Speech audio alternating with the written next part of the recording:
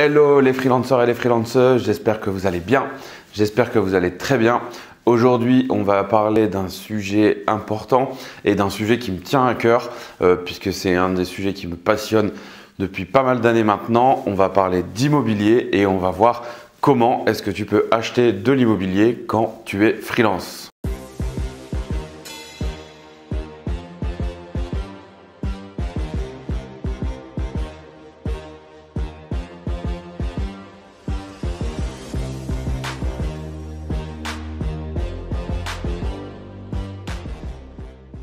Avant de démarrer et de rentrer dans le vif du sujet de la problématique immobilière quand tu es freelance, je t'invite à t'abonner à la chaîne, à nous mettre un petit pouce et également à regarder dans la description.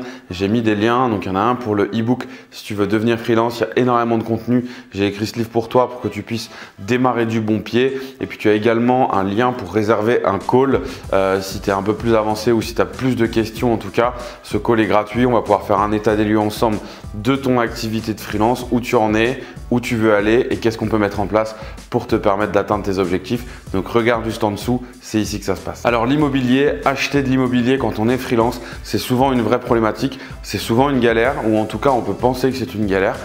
L'idée de cette vidéo, c'est de te donner des tips et de t'aider pour justement te permettre d'acheter plus facilement, ou en tout cas d'avoir accès à des montages qui te permettent d'acheter de l'immobilier. Alors avant de rentrer dans le détail de ces leviers, la première question à se poser, c'est quoi acheter? Alors là c'est mon côté investisseur qui va parler, mais aujourd'hui tu vas avoir deux possibilités. Soit tu vas acheter ta résidence principale, soit tu vas acheter de l'investissement, que ce soit du locatif ou quoi que ce soit, mais ça va être de l'investissement. Mon parti sur ce sujet-là, il est pris depuis longtemps et c'est quelque chose que j'assume totalement et je vais expliquer pourquoi. Si tu n'as pas encore acheté aujourd'hui et que tu souhaites investir ou en tout cas acheter de la pierre, eh bien je me suis un peu trahi, mais il faut pour moi d'abord opter pour de l'investissement parce que si tu fais des investissements immobiliers aujourd'hui, tu pourras acheter ta résidence principale demain. Par contre, si tu achètes ta résidence principale aujourd'hui, tu vas avoir plus de difficultés pour acheter de l'investissement plus tard, tout simplement parce qu'en fait, ta résidence principale, c'est un passif. C'est-à-dire que ça ne va pas générer de valeur, ça ne va pas générer d'argent et du coup, ça va amputer ta capacité d'emprunt de X% en fonction du montant que tu vas lever. Mais si tu es au plafond, tu vas emprunter 35% et du coup, tu vas avoir une capacité d'emprunt restante qui est à zéro. Or, si tu investis d'abord, en fait, tu vas pouvoir d'abord investir, lever de la dette, acheter un bien, un appartement, un immeuble, bref une maison.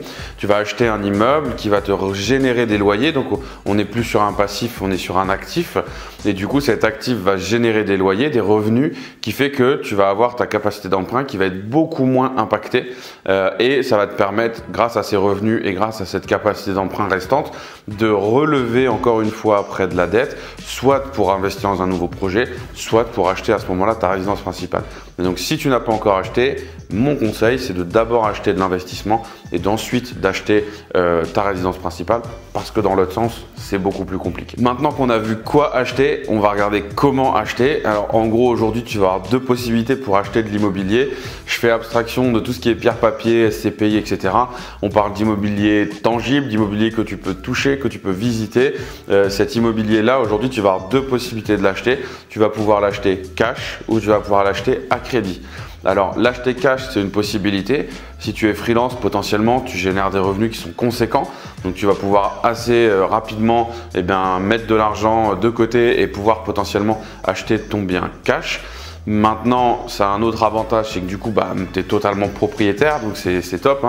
Tu n'as plus d'encours en parallèle de ton immeuble, donc tu vas être 100% propriétaire de ton bien, donc ça c'est génial.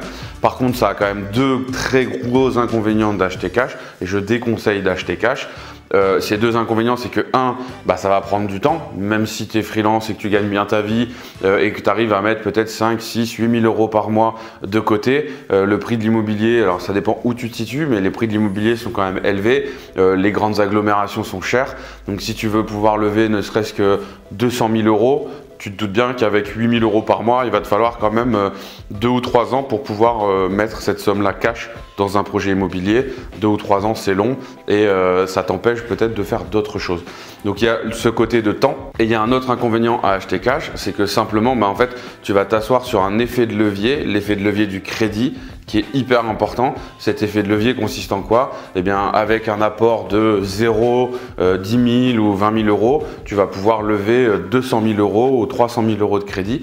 Donc cet effet de levier te permet avec peu d'emprunter beaucoup plus. Avec le paiement cash, tu ne vas pas profiter de cet effet de levier et ça c'est dommage parce que ça va limiter le champ des possibles, alors que grâce à la banque et grâce au prêt, tu vas pouvoir avoir un côté pas exponentiel, mais en tout cas beaucoup plus vaste, beaucoup plus large en termes de capacité d'action et de volume de projet que tu vas pouvoir monter. Donc tu peux acheter cash et puis tu peux également acheter à crédit. Et donc là, on rentre dans le nerf de la guerre quand on est freelance, obtenir un crédit. Donc il y a beaucoup de questions à se poser. Aujourd'hui, clairement, être freelance et avoir un crédit, c'est tout à fait possible, un crédit immobilier. Aujourd'hui, l'activité de freelance, d'indépendant, elle est rentrée dans les mœurs. Les banquiers aujourd'hui connaissent ce métier, savent ce que c'est que ce fonctionnement-là. Donc évidemment, il y a des critères à remplir, mais en tout cas, c'est tout à fait possible. Et moi, j'accompagne des personnes aujourd'hui dans la communauté. On les suit et on les accompagne dans des projets immobiliers et ils arrivent à lever de la dette sans problème. Pour ça, il y a des critères à respecter. Donc déjà, il y a un premier point à regarder, c'est est-ce que tu achètes tout seul ou est-ce que tu achètes avec quelqu'un? Si tu es marié, pacsé ou autre, eh bien, il faut voir la relation que vous avez d'un point de vue financier et d'un point de vue statutaire. C'est-à-dire que si toi, tu es freelance, mais que ton conjoint ou ta conjointe et salarié par exemple, et ben du coup tout de suite votre dossier a beaucoup plus de chances de passer parce qu'il y a un CDI d'un côté, donc ça va atténuer un petit peu on va dire les côtés négatifs du freelance. Donc il y a cet aspect là qui est à regarder, est-ce que vous êtes seul ou est-ce que vous êtes à deux, et puis ensuite l'autre aspect, ça va être l'antériorité sur ton activité. Donc le standard que tu as certainement déjà entendu, bah, c'est 3 ans, donc 3 ans d'antériorité, donc ça veut dire 3 bilans. Donc 3 bilans, déjà ça ne veut pas dire 3 ans parce que ton bilan il sort souvent 4-5 mois après la fin d'un exercice. Donc pour avoir 3 bilans, il faut quasiment 3 ans et demi. Donc clairement aujourd'hui c'est ce qui va être demandé. Maintenant, aujourd'hui, et moi je sais que j'arrive à faire passer des dossiers pour nos clients et pour les membres de la communauté, on arrive à faire passer des dossiers avec 1 an et demi, 2 ans de revenus croissants évidemment, de revenus conséquents.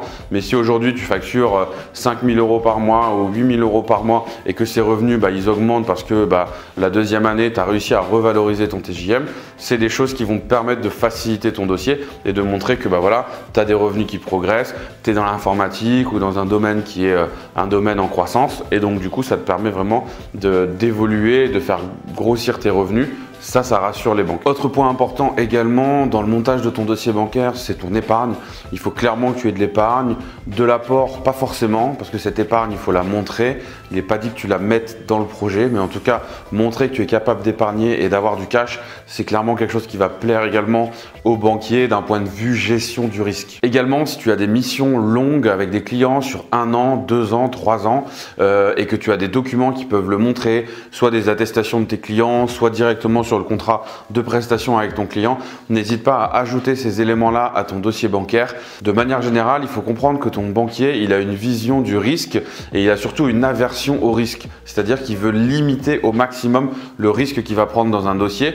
Le fait d'être freelance va allumer des voyants, attention risque de revenus variables, de revenus qui peuvent s'arrêter, etc. À l'inverse d'un CDI, ce qui n'est pas forcément vrai, mais c'est pas le sujet de la vidéo. Et donc du coup, il faut vraiment essayer de mettre en place tout ce que tu peux, fournir tous les documents que tu peux pour justement rassurer le banquier, rassurer la banque et pour lui montrer que, en effet, le risque est mesuré et très limité en te prêtant de l'argent pour acheter parce que tu achètes un bien qui vaut X, qui a une valeur dans un secteur qui ne fait que évoluer à la hausse. Tu as des revenus qui sont garantis dans le temps, tu as de l'épargne, tu sais gérer tes finances. Voilà. Tous ces facteurs-là vont te permettre de montrer vraiment patte blanche à la banque et vont te permettre d'optimiser le taux de réussite de ton dossier et de ton financement auprès de la banque. Évidemment, il ne faut pas hésiter à aller voir beaucoup de banques. C'est pas parce qu'une banque te dit non que toutes les banques vont te dire non. Il y a des banques qui sont plus familières que d'autres à financer des indépendants, des freelances. Il y a des régions également, il y a des caisses régionales. Des banques comme le Crédit Agricole par exemple ou la Banque Populaire sont des caisses régionales. Donc il y a des décisions qui vont être prises à Toulouse ou à Marseille qui ne seront pas forcément les mêmes à Paris ou à Lille. Donc c'est pas parce que tu as un pote qui t'a dit que dans telle ville, telle banque ne finançait pas que c'est forcément valable partout. Donc arme-toi de patience, va voir un maximum de banques pour réussir à mener à bien ton projet. Enfin, il y a également des montages qui sont hyper intéressants quand tu es freelance pour pouvoir en fait transformer ton chiffre d'affaires en immobilier et vraiment pouvoir avoir un effet de levier en plus de l'effet de levier de la banque qui va être un effet de levier comptable et fiscal.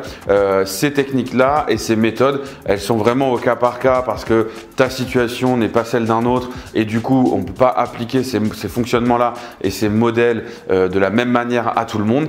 Mais en tout cas, ça fait partie de l'accompagnement qu'on propose dans le niveau 2, donc Freelance Scaling, où justement, on aide et on accompagne les freelances de la communauté We Are Freelancer.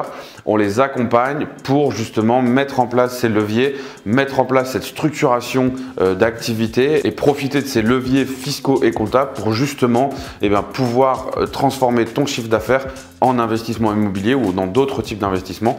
Mais le sujet aujourd'hui, c'est l'immobilier. Donc, si c'est des sujets aujourd'hui qui te préoccupent, si tu souhaites investir en immobilier mais que tu es freiné par ton potentiel d'investissement ou par ton profil investisseur, ton profil acheteur en tout cas, n'hésite pas à nous contacter, à réserver un call pour qu'on puisse regarder comment est-ce qu'on peut t'accompagner et structurer ton activité de freelance pour pouvoir mettre en place des leviers d'investissement comme l'investissement immobilier. Voilà pour cette vidéo autour de l'achat immobilier et de la levée de la dette pour acheter de l'immobilier. L'obtention du crédit est vraiment un facteur clé. Je pourrais discuter avec toi de ce sujet pendant des heures parce qu'il me passionne, parce que je suis moi-même investisseur, mais j'essaie de te donner un maximum d'informations en un minimum de temps. Si tu as des questions, n'hésite pas à les mettre en commentaire. On pourra également y répondre et je me ferai un plaisir de t'apporter des éléments de réponse. En attendant, n'hésite pas à liker la vidéo, à t'abonner à la chaîne si ce n'est pas encore fait. Porte-toi bien, ton business également. À bientôt, ciao.